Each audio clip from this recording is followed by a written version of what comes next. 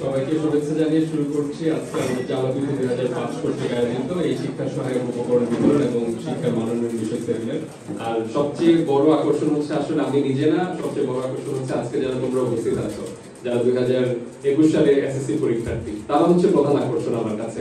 কারণ আমি তো এসেছি তোমাদেরকে দেখার জন্য। একটু আগে যেমন কথা হচ্ছিল, আসলে আমার ক্লাসরুম হয়তো এখানে প্রাইমারি স্কুল বা হাই স্কুল পর্যায়ে ধরো ক্লাসরুম এক ছিল, সেটা কোনো বড় ব্যাপার না। কিন্তু বড় ব্যাপার হচ্ছে ধরো যে এরকম তো বাংলাদেশে কত হাজার স্কুল আছে, আমাদের সারা দেশে অন্তত মনে করো যে 40-50 হাজার স্কুল তো হবেই। হ্যাঁ, যদি আমরা ধরি যে সারা দেশে কত হাজার স্কুল আছে, এর মধ্যে প্রতি বছর কতজন এসএসসি এইচএসসি পরীক্ষা দেয়। তো তার মানে দেখো, কম্পিটিশনটা তুমি প্রথম মনে করছো যে আসলে কম্পিটিশন হচ্ছে আমার স্কুলে, কম্পিটিশন আমার এখানে এই 250 বা 300 বা 1000 মানুষের সাথে। তারপর গিয়ে কোন এক সময় তুমি যখন কলেজে যাচ্ছ, কলেজ পার করে যখন বিশ্ববিদ্যালয়ে ভর্তি পরীক্ষা দিতে যাচ্ছ, দেখবে যে একটা জায়গায় কম্পিটিশন হচ্ছে লাখ লাখ স্টুডেন্টের একসাথে, তাই না? কিন্তু আসলে কখনো কম্পিটিশন, সত্যি কথা হলো কম্পিটিশন কখনো কিন্তু এরকম 100, 1000, 10,000 মানুষের সাথে হয় না। সবসময় কম্পিটিশন হয় নিজের সাথে। বুঝতে পারলাম? আমি স্টুডেন্ট থাকার সময় অন্তত এতটুকু বলতে পারি, আমি এইখান থেকে এসএসসি করে যাওয়ার পর নটরডেম কলেজের নাম তোমরা শুনেছো কিনা আমি জানি না, কেউ কেউ হয়তো শুনে থাকতে পারো। মানে এখন তোমরা অনেক অ্যাডভান্স এই জায়গা থেকে, আমাদের সময় ইন্টারনেট বা এত কিছু ছিল না। তো তখন আমি নটরডেম কলেজের নামও শুনিনি, যাই হোক পরবর্তীতে সৌভাগ্যক্রমে সেখানে পড়েছি। ঢাকা বিশ্ববিদ্যালয়ের নাম তো শুনিই নাই, তো যাই হোক সৌভাগ্যক্রমে সেখানেও পড়েছি বা প্রত্যেকটা জায়গাতেই ভালো করেছি হয়তো। তার জন্যই আজকে বিশ্ববিদ্যালয়ে আবার শিক্ষকতায় পরে চলে গেলাম। তো এই যে প্রত্যেকটা স্টেপে পার করে যাওয়া, ঠিক আছে, এই প্রত্যেকটা স্টেপ পার করে যাওয়ার একটা ভিন্ন অনুভূতি আছে।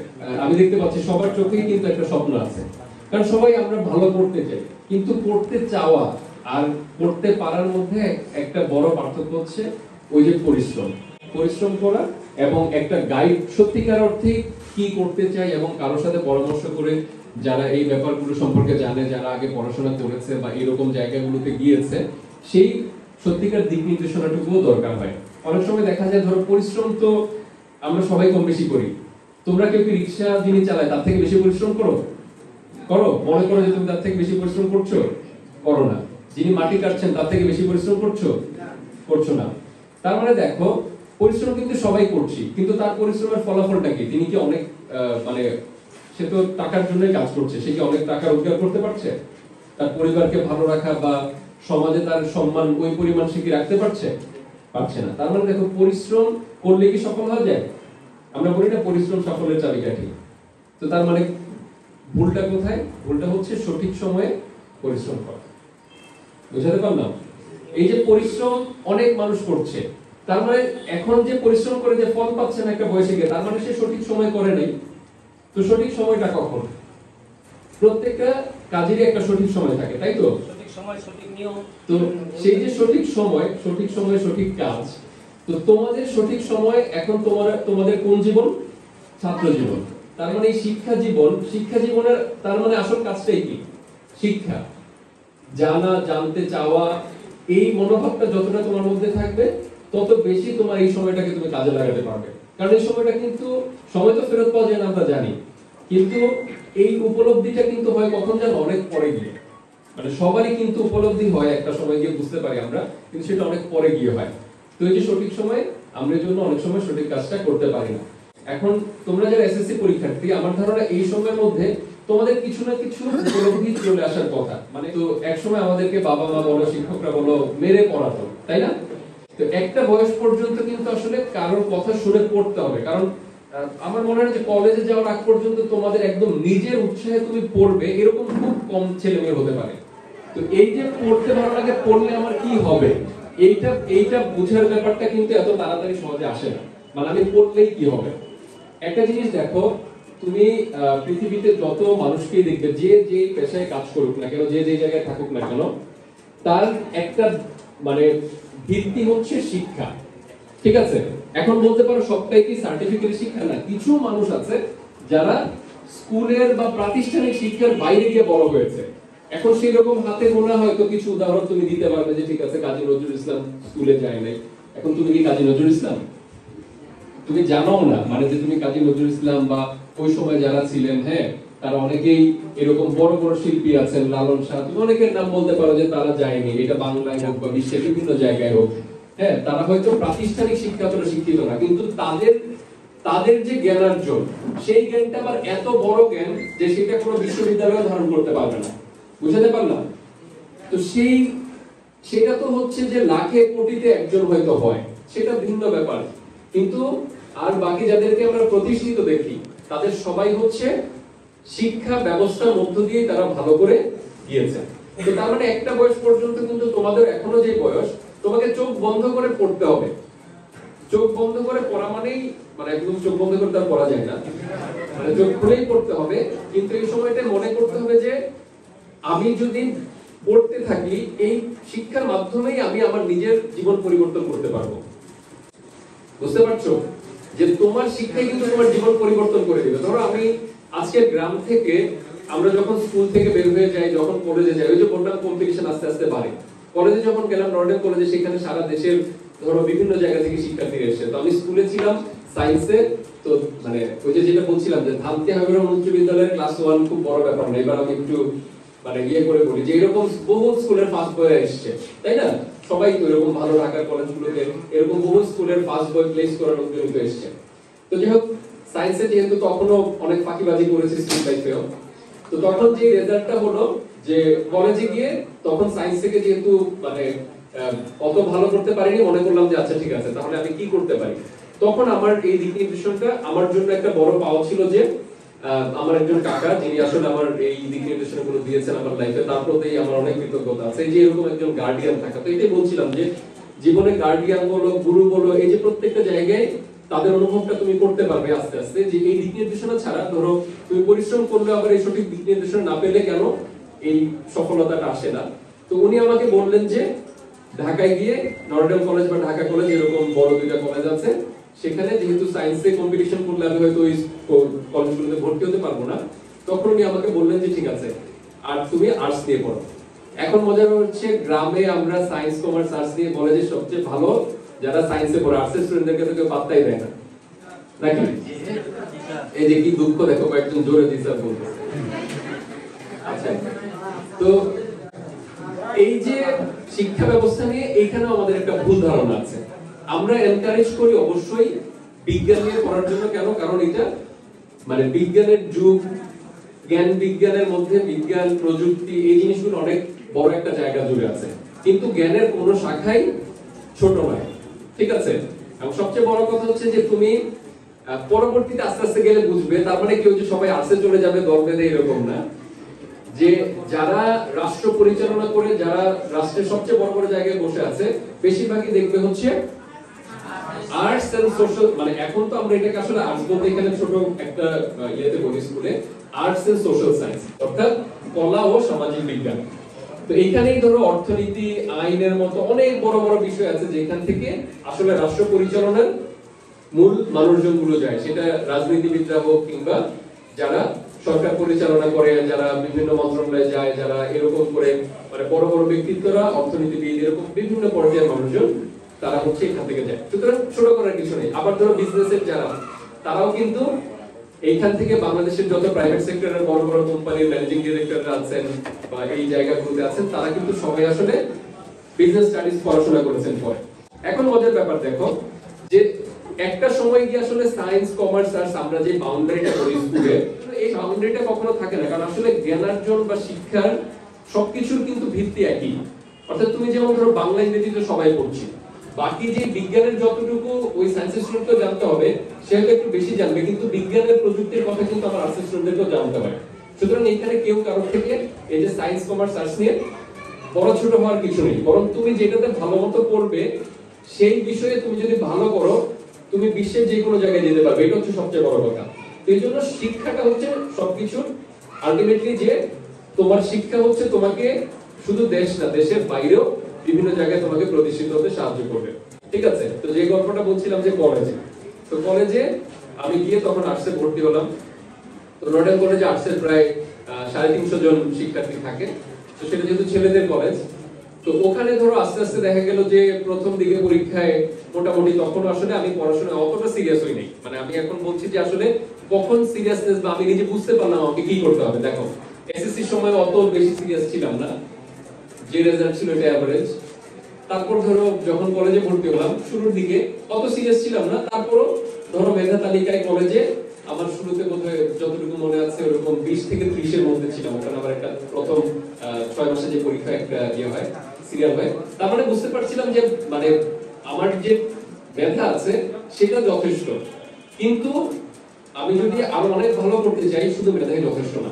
এখানে একটা ব্যাপার আছে, আমরা মনে করি যে কেউ শুধু মেধাবী দেখেই সে ভালো করছে, ইম্পসিবল। শুধু মেধা দিয়ে কখনো, শুধু মেধার জোরে তুমি ভালো করতে পারবে না, বা কিছু একটা তুমি যদি মানে খুব ভালো কিছু করতে চাও শুধু মেধা দিয়েই হবে না, পরিশ্রম লাগবে। আমরা গ্রামের স্কুলে অনেক সীমাবদ্ধতা আছে, এটা আমরা স্বীকার করতে হবে। সেটা মেনে নিয়েই কিন্তু তোমাকে আগ্রহী হয়ে নিজের মতো করে পড়তে হবে। যেমন আমাদের স্টুডেন্টদের অনেক জায়গায় ইংরেজিতে দুর্বলতা থাকে, যেটা আমরা গিয়ে শহরের কোনো স্টুডেন্টের সাথে যখন কম্পিট করতে যাবে তখন তুমি বুঝবে ওই প্রতিযোগিতা, তুমি বুঝবে যে ওই প্রতিযোগিতাটা একটা অসম প্রতিযোগিতা, তুমি তার সাথে পারছো না। তার একটা বড় কারণ কিন্তু হচ্ছে ইংরেজির দুর্বলতা। অঙ্কেও তাই, হয়তো অনেকের বেসিক ভালো থাকে না, আমরা যেটা বলি যেটা বুঝে করা, সবাই হয়তো বুঝে করতে পারি না। পড়াবে একটা ক্লাসরুমে কিন্তু সব শিখে দেওয়া যায় না, তোমাকে নিজের আগ্রহে ওটা শিখতে হবে।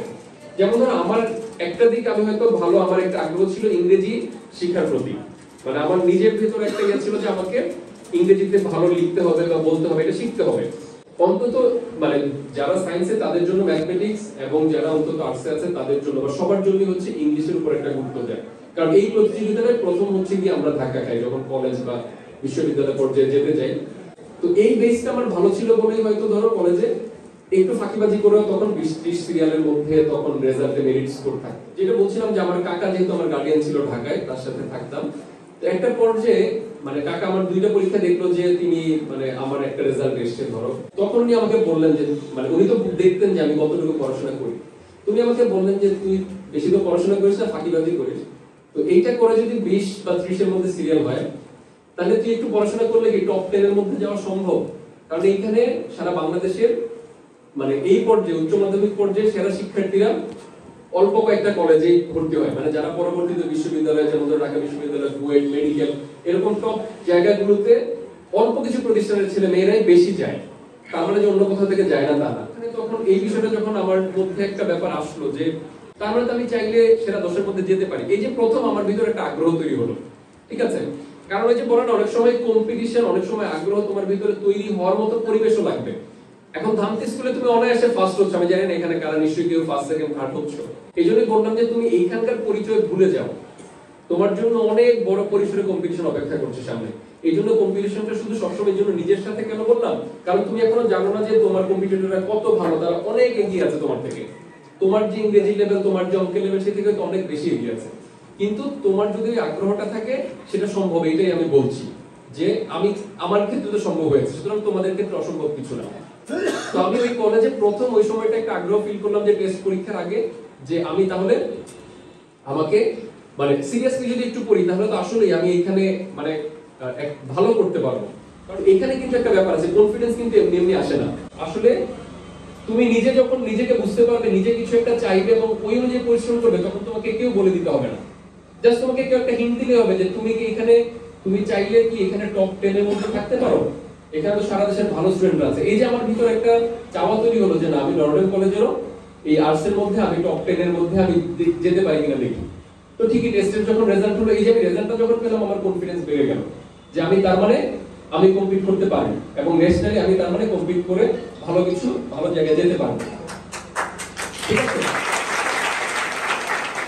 তো ওই পড়াশোনার ইয়েটাই আমি রেখে দিলাম যে ফাইন আমাকে এইচএসসি তো ভালো ফল করতে হবে।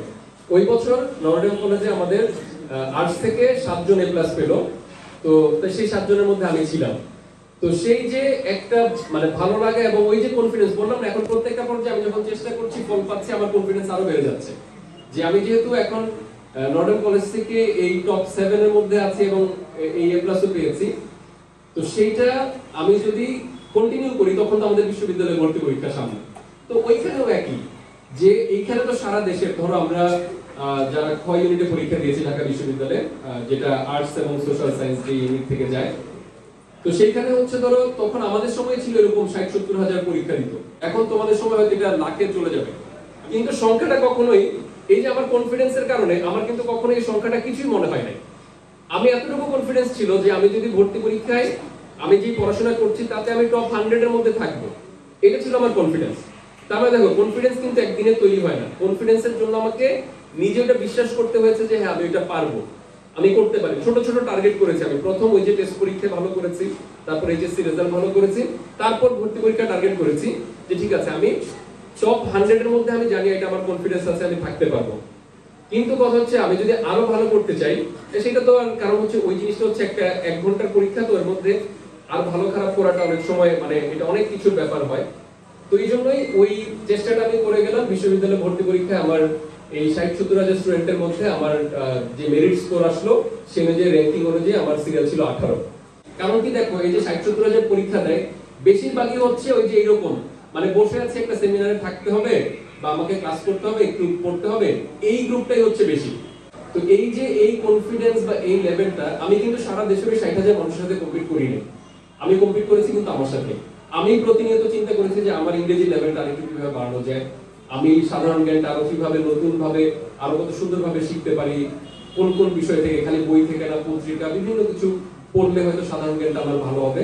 এরকম করেই আমারটা ভালো হয়েছে। তো যারা ভালো করেছে তারাও আমার বন্ধুরা কিন্তু একই রকম।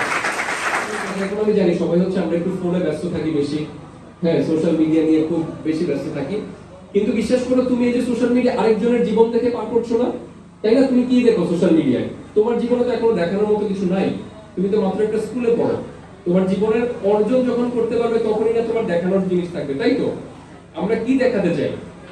তুমি যখন অর্জন করতে পারবে, তুমি যখন বিদেশে পড়তে যাবে, তুমি যখন একটা বড় চাকরি করবে, বড় সেমিনারে যাবে, বড় ব্যবসা করবে বা যে কোনো জায়গায় বড় বড় মানুষদের সাথে মিশবে, দেশ বিদেশে ঘুরবে, তখনই না তোমার দেখানোর থাকবে নাকি? তাই না? এখন মানে চেহারা দেখাই তো পারোই, কিন্তু সেটা কয়জন মানুষ দেখবে, কতদিন দেখবে, তাই না? তো সেই জন্য অর্জন দেখাই হচ্ছে মানুষ, মানুষের সবচেয়ে বড় প্রাপ্তি হচ্ছে তার অর্জন। তো সেটা দেখানোর যেহেতু সময় হয় না, তুমি এখন কি করো, হয়তো ব্রাউজ করে অন্যদেরটা দেখো। অন্যদেরটা দেখার আগে আগে নিজে চিন্তা করো যে আমি আমার অর্জনটা অর্জন করেই সেটা দেখাবো। আরেকটা বড় ব্যাপার হচ্ছে যে জীবন কিন্তু একটা ছোট পর্যায়ে না, মানে এসএসসি তে ভালো করেও মনে করে এখানে অনেক এ প্লাস পাবে, তারপর ঝরে যেতে পারে। এইচএসসি তে এ প্লাস পাবে, তারপরও ঝরে যেতে পারে, তার ভালো পড়াশোনা নাও হতে পারে। বিশ্ববিদ্যালয়ে গিয়েও বিশ্ববিদ্যালয়ে পড়াশোনা ভালো বিশ্ববিদ্যালয়ে ভর্তি হয়েও ঢাকা বিশ্ববিদ্যালয়ে প্রতি বছর 6,000 স্টুডেন্ট ভর্তি হয়, তোমার কি মনে হয় সেই 6,000ই ভালো করে? করে না। তো তার মানে কি যে এই যে বললাম না প্রত্যেকটা স্টেপ জীবনে একটা লম্বা ব্যাপার। মানে আমরা যদি একটা নির্দিষ্ট সময় বেঁচে থাকি, বাংলাদেশের গড় আয়ু কত বছর জানো মানুষের? আচ্ছা এখন হচ্ছে 72 বছর গড় আয়ু, ঠিক আছে? তো এই যে 72 বছর গড় আয়ু, আমি ধরলাম 60-70 বছর যদি এভারেজ একটা মানুষ বাঁচে, তার মানে তোমার জীবনে কিন্তু এরকম অনেকগুলো স্টেপ আসবে। এখন কোনোটাই করা যাবে না, অর্থাৎ কোনো একটাতে তুমি যদি সফল হও, ধরো এসএসসি তুমি গোল্ডেন এ প্লাস পেলে, এইটা তো বেশি উচ্ছ্বসিত হওয়া যাবে না, আবার এ প্লাস পাও নাই এইটাতেও ভেঙে পড়া যাবে না। বুঝতে পারছো? জীবনের সবচেয়ে বড় শিক্ষা হচ্ছে এটাই যে কখনো থেমে যাওয়া যাবে না। কারণ তুমি যখন এখন দেখছো যে যারা এ প্লাস পেয়ে লাফালাফি করছে তাদের অনেকেই বিশ্ববিদ্যালয়ে চান্স পাবে না, তারা পড়াশোনা অনেক আগে বন্ধ হয়ে যেতে পারে। আমি বুঝাতে পারলাম? এরকম মানে তুমি যত উপরের দিকে উঠবে তত দেখতে পারবে যে আসলে এরকম। আমি তো কলেজে পড়লাম না, নর্ডেন কলেজে এত ভালো ভালো ছেলে মেয়ে আসে, কিছু ছেলে মেয়ে পরবর্তীতে কোনো বিশ্ববিদ্যালয়ে পড়তে পারেনি, পরে ধরো কোন একটা এলাকার কলেজে গিয়ে ডিগ্রি পড়াশোনা হয়তো করেছে, যেটা তার হওয়ার কথা ছিল না, সে দেশের সেরা প্রতিষ্ঠানে পড়েছে। তো তার মানে কি? তার মানে ওই যে সে একটা পর্যায়ে পড়ে ছেড়ে দিয়েছে। বিশ্ববিদ্যালয়ের স্টুডেন্টদেরকে আমরা একই কথা বলি, তুমি ঢাকা বিশ্ববিদ্যালয়ে পড়তে এসছো ফাইন, ঢাকা বিশ্ববিদ্যালয়ে পড়ে ওই যে বিশ্ববিদ্যালয়ে ভর্তি হয়ে গেছে, আমার তো কিছু করার দরকার নাই। মানে যখনই তুমি জীবনে এরকম একটা মানসিকতা নিয়ে আসবে তখনই তোমার মানে ফেইলিয়ার চলে আসবে। তো এই জন্য কখনো থেমে যাওয়ার কোনো বিষয় নেই। মানে থেমে যাওয়া, ভালো করলেও থেমে যাওয়া যাবে না বা অনেক উচ্ছ্বসিত হয়ে যাওয়া যাবে না, আবার যারা ভালোটা প্রত্যাশিত না করবে তারাও কিন্তু থেমে যাওয়া যাবে না। কারণ এটা এই পর্যায়ে ভালো করার একটু সমস্যা নেই, পরের পর্যায়ে ভালো করবে, কারণ জীবন অনেক বড়। এসএসসি তে করো না এইচএসসি তে করবে, এইচএসসি তে করো না পরে একটা এডমিশন টেস্টে তুমি ভালো করবে। তুমি যদি লেগে থাকো মানে পরিশ্রম করতে থাকো, তোমার স্বপ্ন থাকে, যে কোনো পর্যায়ে তুমি ভালো করতে পারবে। তো এই জন্য বলছি যে এসএসসি রেজাল্ট ম্যাটার করে আবার করে না। তো এই জন্য যদি গোল্ডেন এ প্লাস পাও, তাতেও যেমন এই আমি গোল্ডেন এ প্লাস পেয়ে গেছি এটা মনে করে খুব বেশি উচ্ছ্বসিত হওয়ার কিছু নাই, আবার না পেলেও ভেঙে পড়ার কিছু নাই। কারণ এই জীবনের প্রত্যেকটা স্টেপেই তোমাকে নিজেকে প্রমাণ করতে হবে এবং এই জার্নিটা করে যেতে হবে। যখন প্রতিবার বার্ষিক পরীক্ষা দিয়ে মনে করতাম এই যে একদম শেষ, আর 2টা পরীক্ষা দিলেই এই যে একদম এই জীবনের যত প্যারা আছে শেষ হয়ে যাবে। এখন তো আবার প্যারা শব্দটা বেশি চেনে ছিল, তো ভাবতাম যে বার্ষিক পরীক্ষা দিলেই যত প্যারা আছে সব শেষ।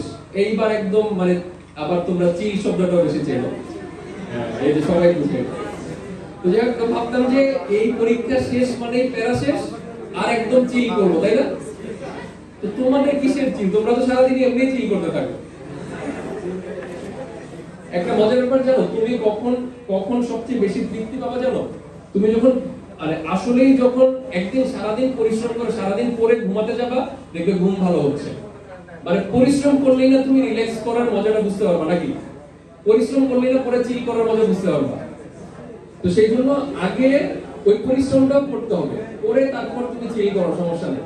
আমি 2017-18-তে, তোমরা তো ব্রিটেনের নাম তো শুনেছো না, ইংল্যান্ডের, যেটাকে ইউনাইটেড কিংডম বা যুক্তরাজ্য বলে। তো সেই যুক্তরাজ্য সরকারের একটা স্কলারশিপ আছে, কমনওয়েলথ স্কলারশিপ। কমনওয়েলথের নাম শুনেছো তোমরা? কমনওয়েলথ হচ্ছে ব্রিটিশদের যত কলোনি ছিল, এই যে আমাদের ইন্ডিয়া, পাকিস্তান, বাংলাদেশ সহ অস্ট্রেলিয়া, এরকম অনেকগুলো দেশ যেহেতু ব্রিটিশ কলোনির উপনিবেশের অংশ ছিল, তাদেরকে নিয়ে কমনওয়েলথ হচ্ছে একটা অ্যাসোসিয়েশন ব্রিটিশ সরকারের। তারা একটা স্কলারশিপ দেয় সারা বিশ্বে তাদের যতগুলো কমনওয়েলথ কান্ট্রি আছে সেখানকার স্টুডেন্টদেরকে। তো এইখান থেকে আমি যেমন আমার এইখানে ঢাকা বিশ্ববিদ্যালয়ে অনার্স মাস্টার শেষ করে বিশ্ববিদ্যালয়ে জয়েন করার পর 2017-18-তে আমি যুক্তরাজ্য সরকারের কমনওয়েলথ স্কলারশিপ নিয়ে ম্যানচেস্টারের নাম শুনেছো তোমরা? ওখানকার দুটো ফুটবল ক্লাব আছে, ম্যানচেস্টার ইউনাইটেড আর ম্যানচেস্টার, এই যে সবাই তো কম বেশি জানো। তো এই শহরে আমি ম্যানচেস্টার বিশ্ববিদ্যালয় আছে, যেটা 1824 সালে হওয়া বিশ্ববিদ্যালয়। তো ওই বিশ্ববিদ্যালয়ে আমি একটা মাস্টার্স করতে গিয়েছিলাম। তো এই যে দেখো, সেটা আমি সরকারি বৃত্তি নিয়ে গিয়েছি, মানে আমার 1 পয়সা তো খরচ হয় নাই। একটা বৃত্তি কি কি কভার করে দেখো, স্কলারশিপ গুলো, যে কোনো সরকারি স্কলারশিপ যদি তুমি পাও, তোমার এয়ার টিকেট রিটার্ন, অর্থাৎ তুমি যাবে একবার, 1 বছর পর, আমার 1 বছরের মাস্টার্স, তুমি যাবে এবং আসবে। ওখানে যাওয়ার পর তোমার বাংলাদেশে তো হেলথ ইন্স্যুরেন্স আমরা এখানে করতে হয় না, ইউরোপ বা যে কোনো উন্নত দেশে এটা করতে হয়। তোমার যাওয়ার পর ওখানে প্রায় 2000 পাউন্ড, মানে বাংলাদেশের টাকায় 2.5 লক্ষ টাকার একটা হেলথ ইন্স্যুরেন্স তোমাকে ওরা করে দিবে প্রথমে। যাওয়ার পর একটা দেশে নামলে তুমি বাসা চেঞ্জ করলে প্রথমে অনেক কিছু কিনতে হয় না, ওখানে যাওয়ার পর তারা 4500 পাউন্ড বা বাংলাদেশের টাকায় 5 লক্ষ টাকা শুধুমাত্র প্রথমে তোমাকে একটা থোক বরাদ্দ দিবে, যে এটা তুমি যে একটা নতুন দেশে এসছো, তুমি একটা নতুন বাসায় উঠবে, তোমার অনেক কিছু কেনাকাটা করা লাগবে শুধু এটার জন্য।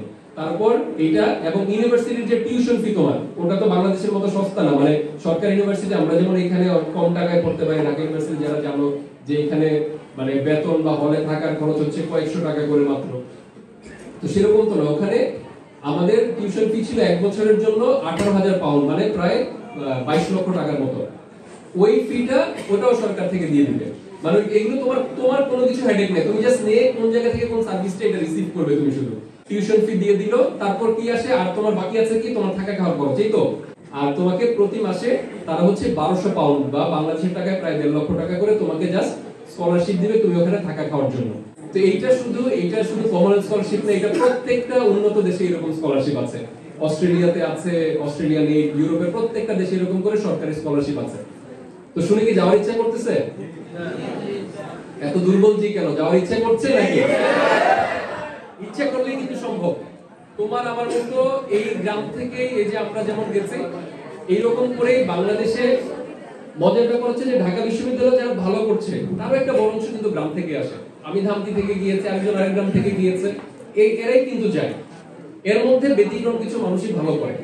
তো ভালো করার ওই আকাঙ্ক্ষাটা থাকতে হবে। তোমাদের চারপাশে তাকালে এটা বুঝতে পারবে যে দেখো, আমাদের এখানে প্রবাসী বেশি না কুমিল্লায়, তাই না? সবার ফ্যামিলিতে কিন্তু কম বেশি প্রবাসী আছে। আমার ফ্যামিলিতেও ছিল, আমার বাবা বাইরে ছিলেন সৌদি আরবে অনেক বছর, আমার বড় ভাই ছিলেন, তারা কষ্ট করে কিন্তু আমাদের জন্য টাকা পাঠায় না? এই টাকায় হচ্ছে আবার ছেলেমেয়েরা চুলের এই যে সুন্দর সুন্দর কাটিং দেয়, দামি দামি মোবাইল ফোন কিনে বা তাদের থেকে চেয়ে আনে, কিংবা হচ্ছে একটা বাইক কিনে দামি, তাই তো? এখন তার কষ্টটা হয়তো এখান থেকে আমরা বুঝতে পারি, এটা বললেও বোঝা যাবে না, তার কষ্টটা হয় নাই বুঝলে। কিন্তু তোমার নিজের যে সামনে কষ্টটা করতে হবে, তুমি যদি ঠিক মতো নিজেকে গড়ে না তুলো, সেটা তো বুঝো নাকি? এই বোঝানো হচ্ছে জরুরি দরকার। বাবা মায়ের কষ্ট তো হয় নাই বুঝলে, ভাবলে যারা বাপ তো টাকা দিবে, সেটা না হয় বুঝলে না, কিন্তু নিজে তো এই কষ্টটা করতে হবে। যদি তুমি এখন পরিশ্রম না করো, তোমাকেও প্রবাসের জীবন কত কঠিন এটা যে থাকে সে জানে, সে কিভাবে পরিশ্রম করে টাকা পাঠায়। বিয়ের বাজারে একটা একসময় বড় ইয়ে ছিল কি, ছেলে কি করে বিদেশ থাকে, কি করে এটা কিন্তু না, বিদেশ থাকে। বিদেশ থাকা তো বড় কথা না, বিদেশ অনেক ভাবে যাওয়া যায়। তুমি কিভাবে যাবে এটা হচ্ছে তোমার উপর। বিদেশে কাজ করতেও যাওয়া যায়, এরকম পরিশ্রম করার জন্য কনস্ট্রাকশন সাইটে কাজ করবে, ড্রাইভিং করবে, মানে ওই মধ্যপ্রাচ্যের রোদের মধ্যে কাজ করতে হবে, অনেক কষ্ট করতে হবে। যেখানেই যাও, পড়াশোনা না করে গেলে তো তুমি কোনো চাকরি দেশে পাবে না, পাবে ওখানে তো বড় কোনো চাকরি তোমাকে কেউ দেবে না। তো এই যে তুমি কোন ভাবে বিদেশ যাবে এটা তোমার তোমার নিজেকে নির্ধারণ করতে হবে। আমাদের বাবা মায়েরা কষ্ট করেছে তাই বলে কি আমাকে কষ্ট ওই কষ্টটা করতে হবে? ওইটা দেখে বুঝতে হবে যে আমি এই কষ্টটা করব না, কারণ পৃথিবীর রাস্তা তো উন্মুক্ত। শুধু পড়াশোনা দিয়েই এত সুযোগ সুবিধা পাওয়া যায়, তাইলে তুমি কেন করবে না? তুমি কিভাবে, তুমি কেন তোমার বাবা মায়ের মতো, তোমার আগের জেনারেশনে যারা কষ্ট করে গেছে আগের প্রজন্মে তাদের মতো কেন করবে? তুমি কেন গিয়ে বিদেশের শ্রমিকের মতো কাজ করবে? তোমার জন্য তো তোমার বাবা মা পরিশ্রম করেছে, সে তো চাইনি তার ছেলে মেয়েটা শ্রমিক হোক, আবার সে বিদেশে যাক। তো তার মানে তুমি কিভাবে পরিশ্রম করবে? ওই যে বললাম, তাহলে তুমি কিভাবে বিদেশ যাবে সেটা চিন্তা করো। মানে আমি একবার পড়তে বিদেশে গিয়েছি, আর মাঝে মধ্যে হয়তো ঘুরতে যাই, অনেক সময় কনফারেন্স করতে যাই। আমরা যখন বিদেশে যাই অনেক সময় তখন দেখলেও খারাপ লাগে যে বাংলাদেশিরা, এটা হয়তো তোমরা এই গল্পগুলো শুনবে যে তুমি দুবাই এয়ারপোর্টে যাও, বিভিন্ন এয়ারপোর্টে যাও, সবচেয়ে কষ্টের কাজগুলো বাংলাদেশিদের করতে হয়। এই জন্যই নিজেকে এখনই প্রশ্ন করে যে তুমি কিভাবে বিদেশে যাবে, তুমি কিভাবে নিজেকে, নিজের কোন অর্জনটা আসলে তুমি ফেসবুকে দাও আর যেখানেই দাও, তোমার সমাজের কাছে, পরিবারের কাছে নিজের কোন অর্জনটা তুমি দেখাবে। ওই কষ্ট করার জন্য যাবে, নাকি হচ্ছে পড়তে যাবে, ঘুরতে যাবে, কোন একটা বড় প্রোগ্রামে যাবে, বড় চাকরি করার জন্য যাবে, সেটা চিন্তা করো। বা তুমি বাইরে গিয়ে একটা এয়ারপোর্টে ক্লিনারের দায়িত্ব পালন করো বা যেটাই করো, পরিশ্রম কিন্তু করতে হবে জীবনে। মানে এক সময় বাধ্য হয়ে হয়তো করবে, কিন্তু এখন এই পরিশ্রমটা যদি তুমি এখন করো, পড়াশোনায় করো, নিজের আগ্রহে পড়ো, তুমি আরো, এখন দেখো এখন কত সহজ, তুমি ইউটিউবে চাইলেও সার্চ দিয়ে কিন্তু অনেক ভালো ভালো স্কুল কলেজে টিচারদের লেকচার দেখতে পারো, পারো না? তো এই যে আরেকজনের টিকটক নাচ গান না দেখে দেখো, একটু কম দেখো, তো এইটা না দেখে একটু সময়টা বেশি যদি তুমি আরেকটু নিজেকে গড়ার পিছনে কাজে দাও। যে বললাম না, এক সময় গিয়ে যে পরিশ্রমটা করবে সেই পরিশ্রমটা তখন তোমার নিজের কাছে আফসোস হবে যে এই পরিশ্রমটা হয়তো আমার করতে হতো না যদি এখন কাজে লাগাতাম। তো তার মানে পরিশ্রম তোমাকে বাধ্য হয়ে করতেই হবে, কিন্তু কিছু পরিশ্রম গায়ে লাগে। আমাদের মাননীয় প্রধানমন্ত্রী দেখবে মাঝে মধ্যে বলবে যে আমি তো 18 ঘন্টা অফিস করি, 6 ঘন্টা ঘুমাই, কিন্তু এটা বলবে সে খুব একটা তৃপ্তি নিয়ে, কারণ সে প্রধানমন্ত্রী। বুঝতে পারছো? এই যে এই বয়সে গিয়ে আমাদের বিশ্ববিদ্যালয়, ঢাকা বিশ্ববিদ্যালয়ের একজন উপাচার্য হলো, বিভিন্ন বিশ্ববিদ্যালয়ের উপাচার্য যারা, তাদেরকে পরিশ্রম করতে, তাদের ঘুমানোর হয়তো অল্প কিছু সময় পায়, তাও 60-70 বছর বয়সে। তুমি কয় ঘন্টা ঘুমাও? তুমি তো ইয়াং। সবার মধ্যেই নিজেকে তুলে ধরার সুযোগ আছে যদি তুমি ভালো করে পড়ো। তুমি কিভাবে পরিশ্রম করবে, কখন করবে, এটা কিন্তু তোমার উপর। পরে গিয়ে বাধ্য হয়ে পরিশ্রম করবে, কোথাও গিয়ে কষ্টের কাজটা করবে, নাকি আরামের কাজটা করতে চাও? কোথাও গিয়ে বাধ্য হয়ে বিদেশে কি কষ্ট করার জন্য যেতে চাও, নাকি ভালো থাকার জন্য যেতে চাও, পড়াশোনা করতে, ঘুরতে, চাকরি করতে, এরকম ভালো কিছুতে যেতে চাও? সেটা এখন তোমার বোঝার সময় হয়েছে। তো এই যে জন্য বললাম প্রত্যেকটা স্টেপই গুরুত্বপূর্ণ। কয়েকটা জিনিস শুধুমাত্র আমার কথা শেষ করে দিচ্ছি। একটা হচ্ছে যে নিজের উপর বিশ্বাস রাখা এবং এই সঠিক সময়ে সঠিক উপায়ে পরিশ্রমটা করা। এইটা মনে রাখবে। এটা করতে পারলে পরবর্তী জীবনে গিয়ে বাধ্য হয়ে ওই যে কষ্ট করে পরিশ্রম করতে হবে না, তখন গায়েও লাগবে না। মানে যে পরিশ্রমটা তখন করবে ওই যে সম্মানের সাথে করবে। আর দ্বিতীয় হলো যে স্বপ্ন থাকলে, তোমার যদি সত্যিকার অর্থে স্বপ্ন থাকে, চেষ্টা করো, ব্যর্থ হওয়ার কোনো কারণ নেই। চেষ্টা করতে থাকলে এবং ওই আগ্রহ থাকলে, কারণ আগ্রহ থাকলে তুমি কিন্তু যে অনেকে বলছিল টাকার জন্য পড়াশোনা থেমে থাকে না, কিছুর জন্য থেমে থাকে না। যদি তোমার থেমে যেতে নেই, তুমি যদি আগ্রহ নিয়ে পড়াশোনা করো, 10 জন লোক এগিয়ে আসবে তোমাকে সাহায্য করার জন্য, দেখবে। ঠিক আছে? তো এই জিনিসগুলো মাথায় রাখবে যে কখনোই ওই আগ্রহ আর স্বপ্ন থাকলে এটাকে হারিয়ে যেতে দিও না, কোনো কিছুর জন্যই না। কেউ না কেউ তোমার জন্য এগিয়ে আসবেই। বলে না যে অনেক সময় তুমি চেষ্টা করতে থাকলে পুরো বিশ্ব, সৃষ্টিকর্তা পর্যন্ত তোর জন্য কোনো একটা রাস্তা বের করে দিবে। এই বিশ্বাসটা রেখো। তো এই আগ্রহ যে আমি নিজের কথাই বলছিলাম এই জন্য যে হয়তো আমার তকদিরেও ছিল, আমি আমার চেষ্টাটা করে গেছি, কিছু মানুষজন আমাকে দিক নির্দেশনা দিয়েছে, সেই কারণেই হয়তো একটা জায়গায় পৌঁছাতে পেরেছি। তো ওই জায়গাটা, ওই বিশ্বাস, আগ্রহ নিয়ে যদি চেষ্টা করতে থাকো, সবই সম্ভব। আর নিজেকে ওই প্রশ্নটা করতে থাকবে যে আমি সঠিক, আমার যে সময়টা আমি কাজে লাগাচ্ছি কিনা ঠিক মতো, যতটুকু বুঝো তার মধ্যেই পরিশ্রম করতে থাকো। আরো শেখার আগ্রহ নিয়ে তোমার আশেপাশে যারা ভালো তাদেরকে জিজ্ঞেস করো, তোমার সিনিয়র যারা আছে, বন্ধু যারা আছে, টিচার যারা আছে, যেখান থেকে যতটুকু শিখতে পারো। শিক্ষার তো মানে এটা শিক্ষার শেষ নেই, এটা তো মানে একটা বড় ব্যাপার, সারা জীবনে তো আমরা শিখি, তবে এই সময়টাই আমরা বেশি শিখি।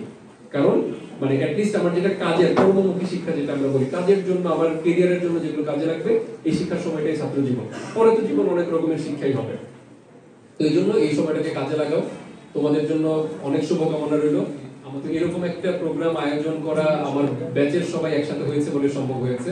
তো আমি আমার ব্যাচের সবাইকে কৃতজ্ঞতা জানাবো। আমাদের আজকে যারা আয়োজক ছিল, যারা পরিশ্রম করে এই পুরো আয়োজনটা করেছে, দেশের বাইরে প্রবাসে আমাদের অনেক বন্ধুরা আছে, তারা সেখান থেকে মানে আর্থিকভাবে মানসিকভাবে সাহায্য দিয়েছে। আর এখানে যারা আছে তারা সবাই আর্থিক, মানসিক, শারীরিক সব রকম পরিশ্রম করে এই প্রোগ্রামটা সফল করেছে। আমাদের যে স্কুল কর্তৃপক্ষ আছেন, প্রধান শিক্ষক মহোদয় এবং অন্যান্য আমার সম্মানিত শিক্ষকরা, তাদের প্রতি কৃতজ্ঞতা। তোমাদের জীবন অনেক সুন্দর হোক, তোমরা সুস্থ থাকো, ভালোভাবে পরীক্ষা দাও এবং সামনের দিকে যত তোমাদের যে পড়াশোনা বলো বা অন্যান্য জীবন আছে সেই জায়গাগুলোতে তোমরা অনেক সফল হোক, এই দোয়া করছি।